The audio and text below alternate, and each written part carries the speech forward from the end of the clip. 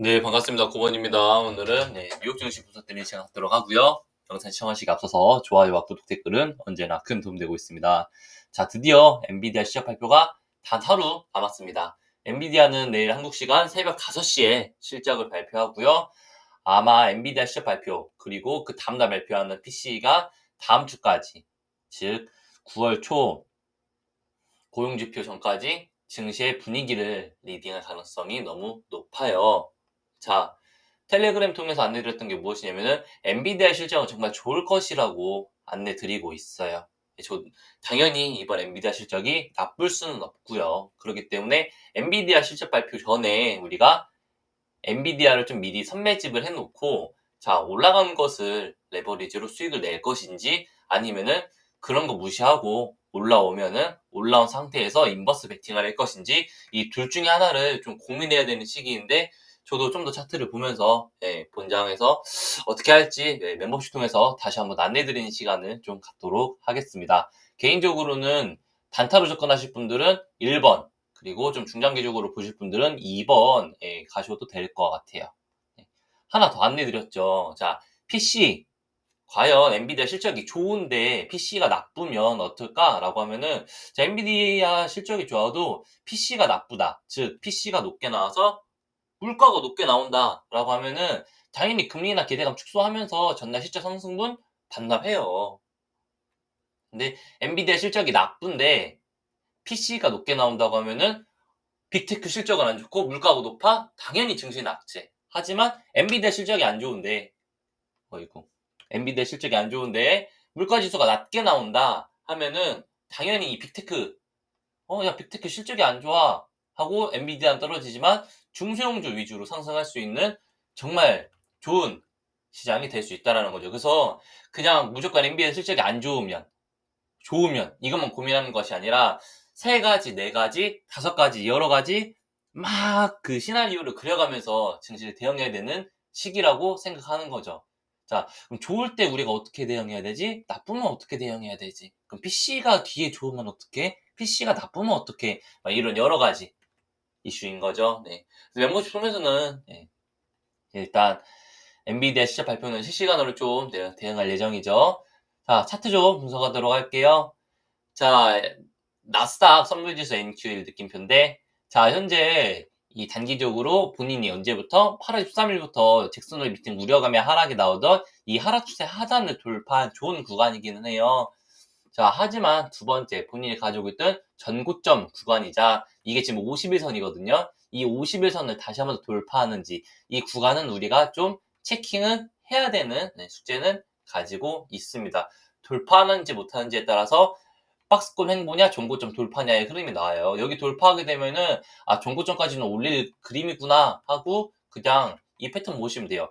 A, B, C로 올라가는 이 그림 나올 것이고, 반대로 이 위에를 돌파하지 못한다면은 여기서 이렇게 박스권으로 결국 횡보가 나오겠구나 라고 보실 수 있는 거예요. 지금 일본 기준에서도 지금 볼리저 밴드가 위든 아래든 방향성을 틀지 않고 있기 때문에 현 구간 박스권 행보하는 구간으로 보여질 수 있고요. 네. 러셀 지수가 지금 구간에서 자리를 만들어가고 있죠. 그러니까 위든 아래든 방향성을 줘야 되는 구간이 러셀인 거예요, 이제. 네. 자, 그럼 대망의 엔비디아를 봐야죠. 자, 엔비디아 보기 전에 왜 실적이 좋을 것 같냐? 그리고 왜 올랐는데 인버스를 베팅하냐? 라고 궁금하실 거예요. 엔비디아 실적은 지금까지 모든 21년도, 22년도 실발표 이후로부터 단 한 번도 나빴던 적이 없어요. 가이던스가 한 번씩 나빠서 무너졌던 적은 있어요. 자, 작년에 24년도 8월달 이 비싼 시기에 엔비디아 실적 발표할 때 이 시기였죠. 이 시기에 저는 인버스 매수하고 엔비디아 하락한다라고 지속적으로 언급을 드렸던 적이 있는데, 당시에 하락한다라고 얘기 드렸던 것은 무엇이냐면은 지속적으로 고점을 높이지 못하고 시장의 기대감이 낮아지고 있던 구간이었기 때문이었어요. 네, 하지만 지금 같은 경우는 저 때랑 증시 분위기가 좀 달라요. 네. 저 때는 아무런 악재 없이 올라가야 될 구간에서 올리지 못했던 구간이고, 지금은 실제로 본인이 올려야 될 구간을 올리고 있잖아요. 네, 이런 기대감들이 좀 다르다라고 첫 번째로 볼 수 있고, 네. 두 번째, 그럼 엔비디아 실적이 좋은데 하방 베팅을 하는 이유는, 자, 직전에 TSMC 이 구간, 자, 실적 발표하면서 강하게 갭 뛰어났던 이런 구간 우리가 기억할 수 있고요. 두 번째, 자, MSFT, 자, 마이크로소프트 같은 경우도 실적 발표할 때 강하게 갭 상승 뛰어났었고, 자, 구글 같은 경우도 실적 발표를 하면서 강하게 뛰어났죠.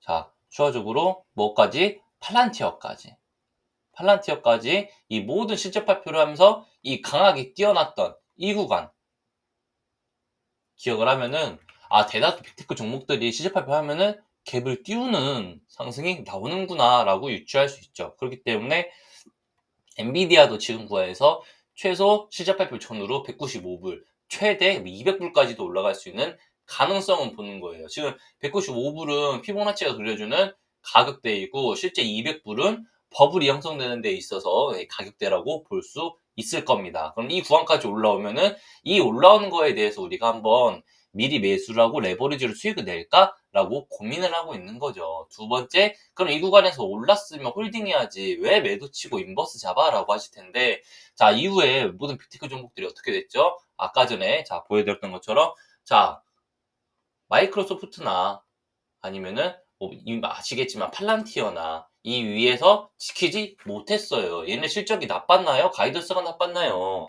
아니죠. 네. 추가적으로 엔비디아 로그 차트입니다. 엔비디아 로그 차트 보시면은, 자, 22년도 6월부터 올라오던 22년 6월부터 올라오는 상승 추세 그어놓은 거예요. 이거 고점이 지금 구간 다 왔고요, 이미. 자, 직전에 해당 추세 상단들 맞을 때마다 밀렸죠. 지금 이 추세 상단 계속 걸려 있는데, 이게 거짓 돌파 패턴으로 약간 돌파 나왔다가 이렇게 밀릴 가능성 존재하기 때문에 보고 있는 거예요. 네. 그렇기 때문에 이 구간에서 거짓 돌파 지금 그어놓은 게 잘해야 207불, 네, 로그 차트 기준 확대해서 보면은 대략 이 정도 보인다. 205불, 207불 뭐 이 정도로 보이는 구간들이기 때문에 200불. 네.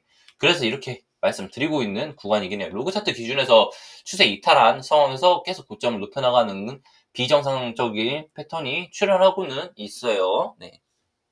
그래서 엔비디아 이렇게만 보고, 자, 마지막으로 요약하자면 엔비디아 18표 전후로 오른다. 하지만 여기서 인버스 베팅 유효하다. 그래서 여기서 매수하고 따라갈지, 아니면은 자, 지금 구간에서 그냥 올라가면 인버스 매수할지는, 자, 단기로 접근할지 중장기로 접근할지에 따라서 방향성은 다르다라고 볼 수 있는 거죠. 그럼 반대로 엔비디아 시합 발표 나오고 나서, 자, 다이렉트로 하락하면 어떡하나요? 라고 하면은 176불, 172불 이탈하면 당연히 전량 매도 치고 도망가야죠. 특히 172불 이탈하게 되면은 매도를 강하게 해야 된다. 근데 이런 것들은 굳이 우리가 대응하지 않고 실시간으로 실적 보면서 대응해도 되잖아요.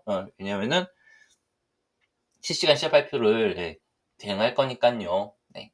자, 그럼 이렇게 보면 되고, 그럼 XXL과 XXS 같은 경우는 어떨까라고 할 때 있어서, XXL 같은 경우도 최대 상승이, 자, 위로 보시면은 32불 때까지는 열려 있어요. 31불에 32불.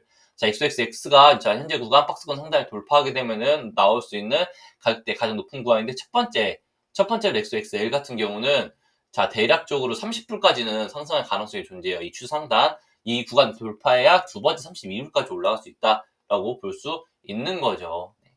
이렇게 보면 될 것 같은데, 자, 엔비디아 상승세에 비해서 XX의 상승세가 높지 않을 수 있어요. 네, 그 점만 유념하시면 될 것 같아요.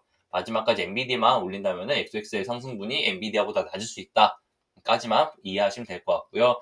자, 반대로 속수 기준에서는 전날 이 추세를 지지받고 버텼어야 되는 구간에서 지금 지지받지 못하고 있는 아쉬운 구간들이 나오고 있긴 해요. 이 종목은 자, 수차례 말씀드리고 있지만 7.1불 위로 지지를 받아야 되는 수치를 가지고 있고, 자, 밀렸을 때 6.5불에서 5.5불까지는 하락이 출현할 수 있기 때문에 우리가 꼭 그 점 기억하면서, 자, 일단 증시를 봐야 된다라고 볼 수 있죠. 6.5불, 5.5불 인버스를 추미하거나 매수하거나, 아니면은 자, 6.5불에서 비중 축소하고 5.5불에서 재매수하거나라는 우리가 방식을 취해도 됩니다. 제 개인적으로는 6.5불에서 비중 축소, 5.5불에서 재매수 이런 방식을 취하셨으면 좋겠어요. 자, 그리고 어제 텔레그램 통해서 테슬라, 자, 캔들 마감이 저렇게 되면 좋지 않다라고 말씀드렸었는데, 자, 이렇게 다행히 이 캔들 벗어났어요. 자, 어떤 거리냐면은, 자, 어제 1시간 봉 기준에서 캔들이 아래 꼬리를 그, 이렇게, 이렇게 보일 때까지만 해도 이거 약세 패턴인데, 자, 결국 이 이상으로 떨어지지 않고 지지받고, 이 단기 더블탑 패턴 뚫어내고 올라가는 정말 좋은 모습 보여주면서, 자, 실제로 이제 360불 때까지는 무난하게 올라간다라고 볼 수 있는 거죠. 자, 테슬라 360불은 직전에 잭슨 미팅 나오면서 올라갈 수 있다라고 우리가 테슬라 잡아보자라고 말씀드렸던 구간이기 때문에, 네, 테슬라 360불은 다행히 좀 도달할 수 있을 것 같다라고 볼 수 있어요. 네, 테슬라 360불 도달하고 나면 끝나는 것이 아니라 360불을 돌파해줘야 되는 그림이 나와줘야 되는데, 자, 결국 이 종목이 PC가 예상보다 낮게 나오고 엔비디아 실적이 예상보다 낮게 나오면은 테슬라로 수급이 쏠릴 가능성이 너무 높아요. 엔비디아 실적은 안 좋은데 금리는 내리겠대. 그러면은 엔비디아 말고 딴 거 사보자라는 시장의 기대감이 깔리겠죠. 네. 자, 일단 중요 저항 벨트인 355불, 360불 대략 이 구간 지금 들어와 있는 상태예요. 이 저항 벨트 구간에서 직전에 돌파하지 못하거나 지지받지 못하고 밀렸던 모든 구간들을 우리가 꼭 보면서, 자, 직전 이 저항 벨트를 돌파해야 테슬라가 급등했던 이 패턴들을 기억해야 됩니다. 이 저항 벨트 이탈했을 때 밀렸던 이 구간, 저항 벨트 뚫지 못하고 결국 떨어졌던 이 구간을 우리가 기억을 하자면은, 테슬라 지금 그거는 이 저항 벨트 대략 355불 때까지가 정말 중요한 구간이고, 이 355불은 우리가 비값 추세 상단 돌파해야 되는 구간이기도 해요. 테슬라 돌파하면은 바로 420불 직행한다 까지만 보시면 될 것 같습니다. 추가적으로 좀 시간이 없으니까 빨리빨리 칠게요. 자, 아이온큐 같은 경우도 전날 좀 5%대 좋은 상승이 이루어졌지만, 아이온큐가 일단은 40불을 지지받고 있다는 거에 대해서 엄청 공적이고 좋아요. 자, 그리고 실제로 현재 4시간 봉 기준에서 21선이라는 단기 저항 하나 뚫어냈다는 것도 좋고요. 두 번째, 51선 저항까지 뚫어내줘야 돼요. 이 지금 빨간선 그거는 41불까지는 돌파해놔야, 이거 그래도 상승으로 우리가 추세 전환이라도 할 수 있겠구나라고 생각할 수 있는 거죠. 지금 상승 추세 전환이 아닌 상태이기 때문에 돌파를 해줘야 됩니다. 이 구간 저항 많다라고 계속 말씀드리고 있어요. 네, 이 저항이 많기 때문에 여기 돌파해줘야 되고, 자, 중장기적으로 아이온큐도 자, 텔레그램 통해서 안내드렸었지만,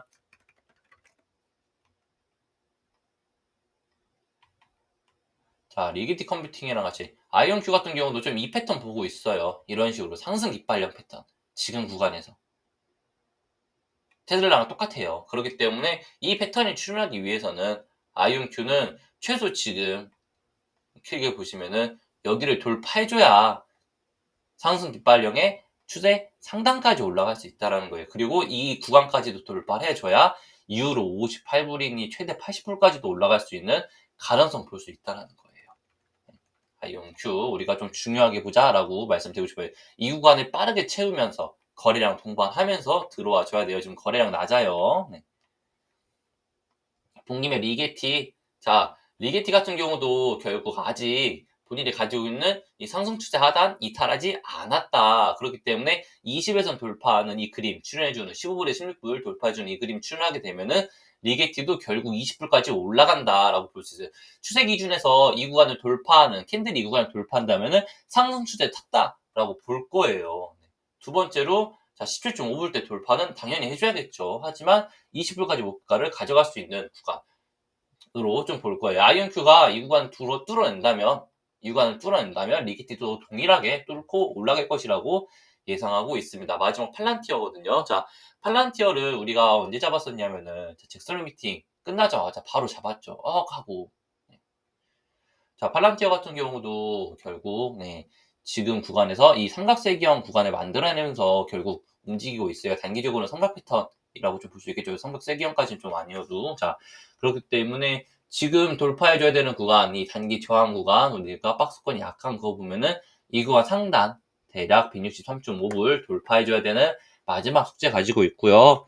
네, 이 구간을 돌파하면은 대략적으로 목표하고 있는 168불에서 170불까지 도달할 것이라고 지속적으로 언급드리고 있습니다. 근데 이 도달하고 나면은 뚫고 올라갈지 말지는 그때 가서 봐야 되는데, 개인적으로는 그 뒤에 이렇게 밀리는 건 보고 있어요. 120불 초반까지 팔란티어는 진짜 여기까지 와주면은 비중 진짜 제대로 실을 매수 준비 하고 있고요. 이 매수 준비를 하고 있다는 것은 AMD와도 동일하죠. AMD도 여기 오면 매수하겠다라고 계속 기다리고 있어요. 근데 AMD 영상에서 뭐라고 말씀드리죠? 자, 결국 고점을 또 높여도 결국 떨어지는 건 동일하게 본다라고 보는 것처럼 팔란티어도 지금 구간에서 자, 단기적으로 자, 하락 깃발형 보고 있지만 이렇게 A, B, C 패턴을 보고 있지만 지금 구간에서 고점을 더 높이더라도 결국 밑에서 레버리지 들고 있으니까 좀 높여주면 땡큐고 네.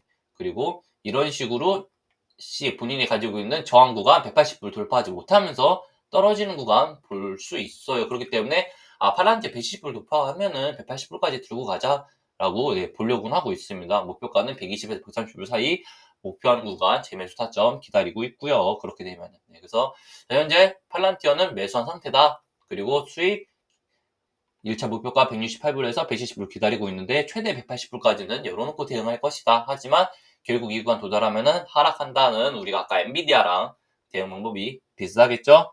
예, 오늘 방송 여기서 마무리 짓도록 하고요. 나머지는 멤버십 통해서 안내드리는 시간 갖도록 하겠습니다. 영상 시청해주셔서 감사합니다.